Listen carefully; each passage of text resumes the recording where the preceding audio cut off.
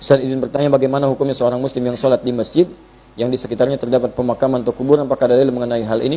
Tergantung apa kuburan yang dimaksudkan. Karena kita pun sholat di masjid Nabi banyak kuburan.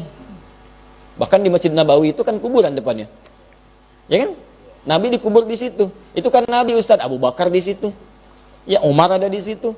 Samping kanan kiri Nabi SAW itu kan Abu Bakar dengan Umar. Ya kan? Silakan cek. Apa antum mau katakan haram hukumnya sholat di Masjid Nabawi karena ada kuburan di dalamnya? Oh, siapa antum? Siapa antum? Ya, tapi kan Nabi wafat di situ, dikuburkan di situ, tapi kan poinnya ada kuburan. Ya kan? Baik, samping kirinya sekitarnya baki kuburan. Antum pelataran Masjid Nabawi, masuk nih dari Babu Salam, keluar pintu yang disebut pintu baki. Begitu keluar baki, kuburan di situ sampingnya. Apa dalil antum? Hah?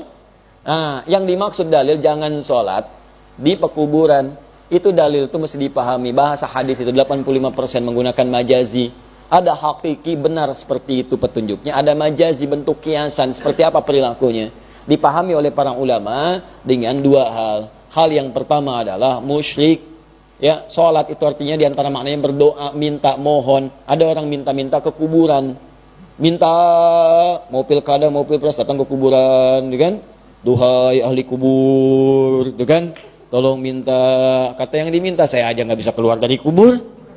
Ya, kalau bisa saya yang minta, kirim doa, kirim doa. Maka yang muncul hadis Nabi, ya kan, diriwayatkan oleh Imam Al-Bukhari di kitab Al-Adabul Mufrad, nomor hadis ke-44, paling kanan sebelah atas di kitabnya, disebutkan kemudian jika seorang anak beristighfar kepada Allah untuk ayah yang telah meninggal atau ibunya, maka diangkat farufi'at darajah, diangkat satu derajat di alam kuburnya.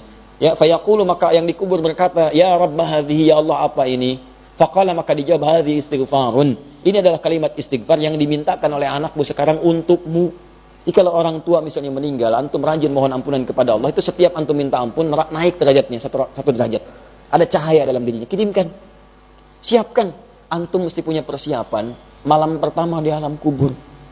Malam pertama di alam dunia, persiapannya banyak banget. Kenapa malam pertama di alam kubur nggak ada persiapan? Siapkan anak-anak antum, cucu antum untuk menerangi alam kubur antum.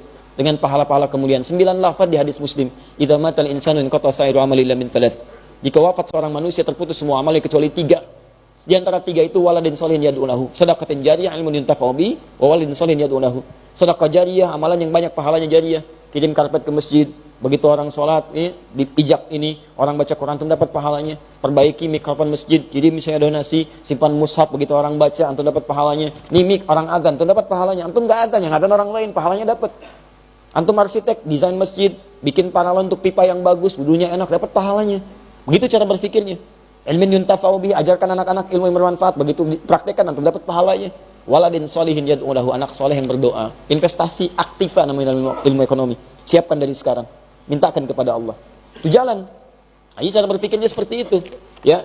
Jadi kalau kemudian Anda punya persoalan seperti ini misalnya, minta ke alam kubur, itu yang di kuburan justru butuh doa kita.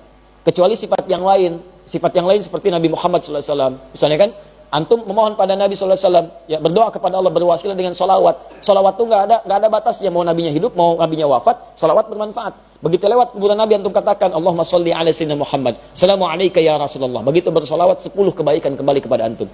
Man shalla alayya salatan wahidah, sallallahu alaihi asyra salawat. Siapa yang salawat kepadaku sekali, balik kepadanya 10 kali kebaikan.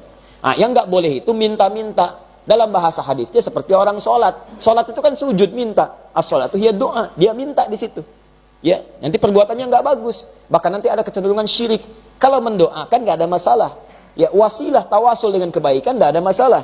Tapi yang jadi persoalan kemudian memohon kepada Allah, ya misalnya mohon maaf seharusnya kepada Allah diarahkan kepada yang lain.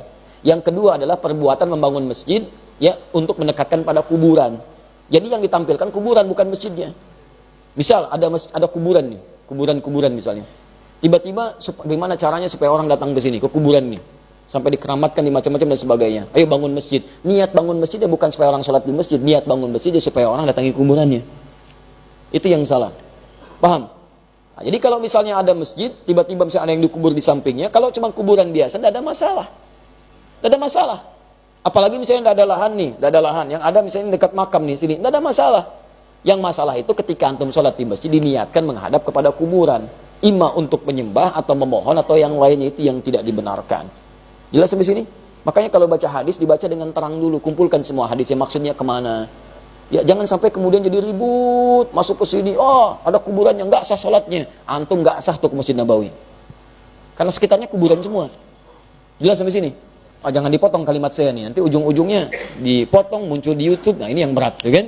Nah, ini awal sampai akhir dipahami dengan baik. Jadi kalau antum sholat, jalan kemana, tiba-tiba menemukan masjid, ada kuburan misalnya, cek dulu, ini kuburan apa maksudnya nih? Kalau orang-orang maksudnya dengan itu semua supaya ke kuburan itu, supaya ngasih kotak infak macam-macam, terus disitunya misalnya ke kuburan, minta ini, minta itu, itu yang nggak boleh. Nggak boleh. Tapi kalau antum ke masjid, sampingnya kuburan, yang biasa bahkan itu kuburan sudah ada sebelumnya, ya kan? Atau misalnya teman-teman dibikin ada yang meninggal, yang wakafinya bisa dikubur dekat situ, itu tidak ada masalah. Ada masalah. Ya. Apakah Ustadz, kalau kemudian kita sholat, yang dikubur itu mendengar bacaan sholat kita, antum meninggal aja dulu, ntar kita sholat. Ya. Paham sampai sini?